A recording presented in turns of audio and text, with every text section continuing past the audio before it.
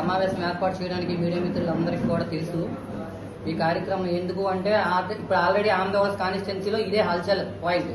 నిన్న చింతాడ రవి గారు ఎలా ప్రవర్తించారు ఒక మహిళతో. ఈ చింతాడ రవి గారికి జ్ఞానం ఉందా అని మేము అడుగుతున్నాం.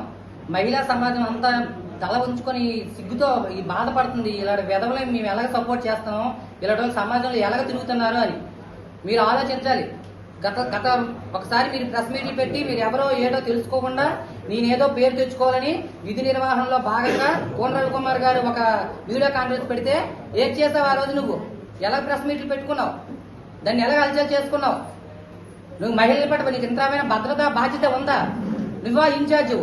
నీకు ఒక ప్రబుద్ధుడు ఇక్కడ ఇన్ఛార్జ్గా ఇచ్చాడు. ఆ ప్రబుద్ధుడు అదో సైకో, నువ్వు ఇక్కడ ఒక సైకో తయారయ్యావు. ఆంధ్రప్రదేశ్ మున్సిపాలిటీలో ఏ మహిళకి నీ వాళ్ళ భద్రత ఉండదు. ఇప్పుడు మహిళలందరూ మూకుమ్మడిగా నీకు ముట్టడించే అవకాశం ఉంది. కానీ ఎందుకు మేము ఆగుతున్నాం? రాజ్యాంగానికి కట్టుబడి, మా పార్టీ రాజ్యాంగానికి కట్టుబడింది. విధి నిర్వహణ ప్రభుత్వం చేస్తుంది. ప్రభుత్వం ఎప్పుడు దానికి కట్టుబడి ఉంటుంది. ఏంటి మీరు ఏం ప్రవర్తిస్తున్నావు? మూర్ఖుడా. సమాజంలో తిరుగుతున్నావు. సమాజంలో మహిళలు నీ తల్లికి గౌరవిస్తున్నావా? నీ చెల్లికి గౌరవిస్తున్నావా? ఎవరికైనా గౌరవిస్తున్నావు నువ్వు? మహిళలకి ఏం సాధిస్తావు నువ్వు? ఇలాంటి ఇన్ఛార్జ్ పదవి నీకు ఎందుకు? ఒక పార్టీ నేను ఇన్ఛార్జ్ పెట్టింది ఈ చింతాడికి. నువ్వు గంజాయి తాగి రౌడీ మేకలను వెనకేసుకుని వెళ్ళావా?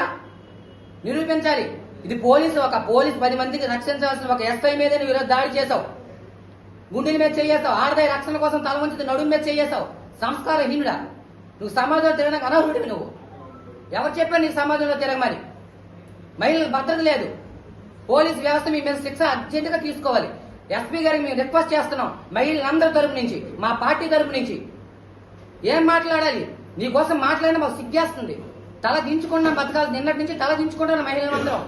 ఒక మహిళకి 10 మందికి రక్షణ కల్పించిన ఒక అధికారికి, ఒక అధికారం, ఒక పదవిలో చేస్తున్న ఒక బాధ్యతాయుతంలో ఉన్న ఒక ఎస్ఐని ఆ మహిళ ఈరోజు తలెత్తుకుని తిరగలదా? ఎస్పీ గారు మీరు న్యాయం చేయండి.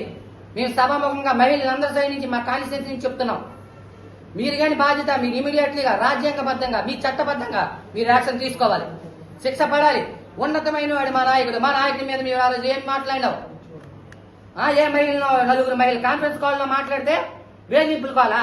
ఈ రోజు నువ్వు మహిళ మీద చేస్తున్నావు. నువ్వు ఏం చేస్తున్నావు? మానసికంగా ఏం తిరిగి నీ విద్యుత్ వదిలేస్తున్నావు. నువ్వు చదువుకున్నావా? ఎక్కడ చదువుకున్నావు? నీ చదువు జ్ఞానం అది నేర్పిందా? నీ గంజాయి మోకలు ఇవే నేర్పుతున్నాయా? నీ రౌడీ మోకలు ఇవే నేర్పుతున్నాయా?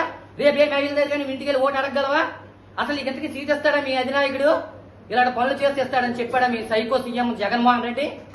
తమాషాలు ఆడుతున్నారా? ఇది మేమందరం మహిళలందరం తీవ్రంగా ఖండిస్తున్నాం. ఈ సభాముఖంగా ఆమదాబాద్ మహిళలందరి సైడ్ నుంచి రాష్ట్ర మహిళలు కూడా ఈరోజు ఇదే బాధపడుతున్నారు. ఈ రోజు మా నాయకుడు కానీ, ఆ స్తోమత కానీ, స్థితి కానీ, పరిస్థితి కానీ ఏది నీకు లేదు. నువ్వు ఆమదాబాద్తో తిరగడానికి అనర్హుడివి. నువ్వు శిక్షింపబడాలి. నీకు శిక్ష పడాలి. ఇది మా అందరి డిమాండ్. నీకు శిక్ష పడకపోతే మేము మళ్ళీ చట్టపరంగా కూడా చర్య తీసుకుంటాం. Thank you.